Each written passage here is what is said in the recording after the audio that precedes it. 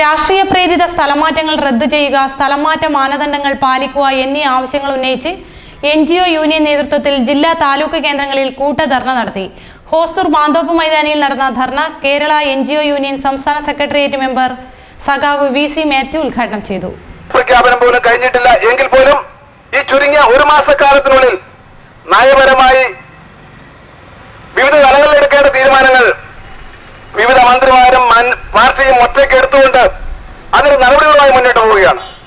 നിങ്ങൾക്കറിയാം, ആരോഗ്യ മേഖലയിൽ മെഡിക്കൽ കോളേജ് അധ്യാപകരുടെ സ്വകാര്യ പ്രാക്ടീസ് വീണ്ടും പുനഃസ്ഥാപിക്കുമെന്ന് മന്ത്രി പ്രഖ്യാപിക്കാനിടയായ സാഹചര്യം ആ മന്ത്രിയുടെയും ആ പാർട്ടിയുടെയും നിലപാടാണ് കാണിക്കുന്നത്.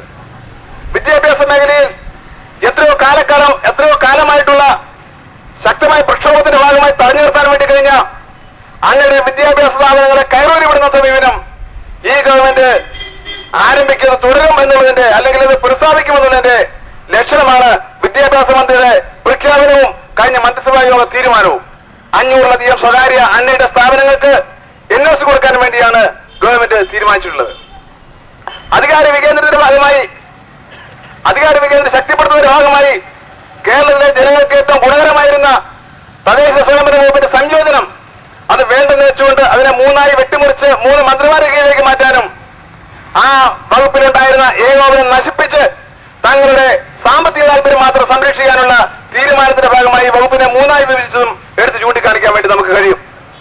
എന്ന് മാത്രമല്ല, ഇപ്പൊ പൊതുമരാമത്ത് വകുപ്പിൽ ടെൻഡർ കൊടുക്കുന്നതുമായി ബന്ധപ്പെട്ട് ഏറ്റവും സുതാര്യമായ അഴിമതിരഹിതമായ ഒരു നടപടി 2010 മെയ് മാസത്തിൽ കേരളത്തിലെ ഗവൺമെന്റ് കൊണ്ടുവന്നിരുന്നു. ഈ ടെൻഡർ സംവിധാനം, അതുപോലെ ഒരു എക്സസ് ടെൻഡറിന് കൊടുക്കില്ല എന്നൊരു തീരുമാനം, അതിനെ അട്ടിമറിക്കാൻ വേണ്ടി പൊതുമരാമത്ത് വകുപ്പ് മന്ത്രി തീരുമാനിച്ചിരിക്കുകയാണ്. അങ്ങനെ ഏത് വകുപ്പെടുത്ത് ഈ ചുരുങ്ങിയ കാലത്തിലെ നടപടി എടുത്ത് നോക്കിക്കഴിഞ്ഞാൽ കഴിഞ്ഞ 5 വർഷക്കാലത്തെ സുതാര്യതയും ജനക്ഷേമകരമായ നടപടികളും പാവപ്പെട്ട ജനങ്ങളുടെ ആഭിമുഖ്യവും എല്ലാം അട്ടിമറിക്കുന്ന സമീപനമാണ് സ്വീകരിച്ചു വരുന്നത് കാണാൻ വേണ്ടി കഴിയും. അത്തരം നയങ്ങൾ നടപ്പിലാക്കുമ്പോൾ സ്വാഭാവികമായും ബ്യൂറോക്രസിയിൽ നിന്നും അല്ലെങ്കിൽ ഉദ്യോഗസ്ഥരുടെ വിഭാഗത്തിൽ നിന്നും എതിർപ്പ് സ്വാഭാവികമാണ്. പലതരത്തിലുള്ള എതിർപ്പുണ്ടാവും. ഒന്ന്, നല്ല കാര്യങ്ങളുടെ എതിർപ്പ് പുലർത്തുന്ന ജീവനക്കാരും ഉദ്യോഗസ്ഥരും ഉണ്ടാവും. അതല്ല, ഈ കാലഘട്ടത്തിൽ തങ്ങൾക്ക് ഒരു പ്രയാസവുമില്ലാതെ ജനങ്ങളുടെ താല്പര്യം സംരക്ഷിച്ച് ഭരിച്ച ഒരു ഗവൺമെന്റിന്റെ നടപടിയിൽ നിന്ന് മാറ്റമുണ്ടാകുമ്പോൾ സത്യസന്ധനും കാര്യക്ഷമതയുള്ള ഉദ്യോഗസ്ഥന്മാർക്ക് പ്രയാസം ഉണ്ടാകുന്നതിന്റെ ഭാഗമായുള്ള എതിർപ്പുകളും ഉണ്ടാവും. ഇപ്പോൾ ഇവിടെ സംഭവിച്ചിരിക്കുന്നത് കഴിഞ്ഞ 5 വർഷക്കാലം ഒരു ട്രാക്കിലേക്ക് കയറ്റി കേരളത്തിലെ സാധാരണ ജനവിഭാഗങ്ങളുടെ താല്പര്യം സംരക്ഷിക്കുന്നതിന് നടപടി സ്വീകരിക്കുക മാത്രമല്ല, അത് സ്ഥിരം സംവിധാനമായി മാറുന്ന ഒരു സാഹചര്യത്തിൽ നിന്നും നേരെയുള്ള തിരിച്ചുപോക്കാണ് UDF ഗവൺമെന്റ് കാലത്തുണ്ടായത്. UDF ഗവൺമെന്റിന്റെ ഈ ഭരണകാലത്തുണ്ടാകാൻ വേണ്ടി പോകുന്നത്. ഇപ്പോൾ സ്ഥലം മാറ്റത്തിന്റെ കാര്യം മാത്രം എടുത്തുകൊണ്ട് ഇത്തരമൊരു പ്രക്ഷോഭത്തിലേക്ക് കേരള NGO പോകാനുള്ള കാരണവും അതാണ്. കഴിഞ്ഞ 2001 കാലഘട്ടത്തിൽ ജീവനക്കാരെ സംസ്ഥാനത്തോട് സ്ഥലം മാറ്റിയതിന്റെ ഭാഗമായി 24 മണിക്കൂർ ഉപവാസം ജില്ലയിൽ ഈ മാന്തോപ്പ് മൈതാനത്ത് വെച്ചാണ് നടന്നത്.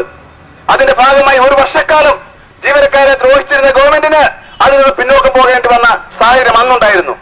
അതേ സാഹചര്യത്തിലേക്കാണ് കേരളത്തിലെ ഗവൺമെന്റ് നീങ്ങേണ്ടി വരിക എന്നുള്ളത് ഞങ്ങൾ ചൂണ്ടിക്കാണിക്കാൻ വേണ്ടി ആഗ്രഹിക്കുകയാണ്. ഈ ഗവൺമെന്റ് അധികാരത്തിലേക്ക് സത്യപ്രതിജ്ഞ ചെയ്യുന്നതിന് മുമ്പ് തന്നെ മെയ് മാസം 13-ാം തീയതി തെരഞ്ഞെടുപ്പിന്റെ വോട്ടെണ്ണൽ നടത്തി റിസൾട്ട് പുറത്തു വന്ന അന്ന് മുതൽ തന്നെ UDF നേതാക്കന്മാരുടെ പ്രാദേശിക നേതാക്കന്മാർ ഓരോ ഓഫീസുകളിലെയും വിളിക്കാൻ വേണ്ടി തുടങ്ങി. ഇനി ജീവനക്കാരെ അവിടുത്തെ സ്ഥലം മാറ്റണം, പകരം ഞങ്ങൾ നിർദ്ദേശിക്കുന്ന ആളുകളെ അവിടെ പ്രതിഷ്ഠിക്കണം എന്നുള്ളതായിരുന്നു ആവശ്യം. ആ ഭരണകക്ഷിയുടെ ഭരണവിലാസം സംഘടനയായിട്ടുള്ള കേരള NGO അസോസിയേഷൻ ഒരു പടി കൂടി മുന്നോട്ട് പോയി. അവർ തങ്ങളുടെ സ്വന്തം ലെറ്റർപാഡിൽ ഓഫീസ് മേധാവികൾക്കും വകുപ്പ് മേധാവികൾക്കും എഴുതി കൊടുത്തു, ഉത്തരവിന്റെ രൂപത്തിൽ എഴുതി കൊടുത്തു. ഇതാ ഈ ഉത്തരവിന്റെ അടിയിൽ നിങ്ങൾ ഒപ്പിട്ടുകൊണ്ട് നിങ്ങളുടെ കമ്പ്യൂട്ടറിൽ ഉത്തരവിറക്കി പുറത്തു കൊടുത്ത് ഇത് നടപ്പിലാക്കണം എന്നുള്ള ആവശ്യം ഉയർന്നു വന്നു. ഇടതുപക്ഷ ജനാധിപത്യ മുന്നണി സർക്കാർ 1987 കൊണ്ടുവന്ന സ്ഥലം മാറ്റ മാനദണ്ഡമനുസരിച്ചാണ് കഴിഞ്ഞ 5 വർഷക്കാലവും LDF സർക്കാർ സ്ഥലം മാറ്റങ്ങൾ നടത്തിയത്. എന്നാൽ സാങ്കേതിക ഭൂരിപക്ഷത്തിൽ അധികാരത്തിലേറിയ UDF സർക്കാർ ജീവനക്കാരുടെ സ്ഥലം മാറ്റം മുൻ UDF ഭരണകാലത്തെ പോലെ സിവിൽ സർവീസിനെ പകപോക്കലിനും ഭരണകക്ഷി നേതാക്കൾക്കും ചില സർവീസ് സംഘടനകൾക്കും അഴിമതി നടത്താനുമുള്ള മേഖലയാക്കി മാറ്റുകയാണ്. ജീവനക്കാരെ ഭരണാനുകൂല സംഘടനകൾ നൽകുന്ന കത്തിന്റെ അടിസ്ഥാനത്തിൽ ജില്ല വിട്ടുപോലും സ്ഥലം മാറ്റുന്നത് സിവിൽ സർവീസിൽ അരാജകത്വം സൃഷ്ടിക്കും. ജീവനക്കാരെ അന്യായമായി കൂട്ടത്തോടെ സ്ഥലം മാറ്റാനുള്ള നീക്കം ഈ മേഖലയിൽ കടുത്ത പ്രത്യാഘാതം സൃഷ്ടിക്കും. ഈ നടപടികളെ എന്ത് വില കൊടുത്തും ചെറുത്തു തോൽപ്പിക്കേണ്ടിയിരിക്കുന്നു.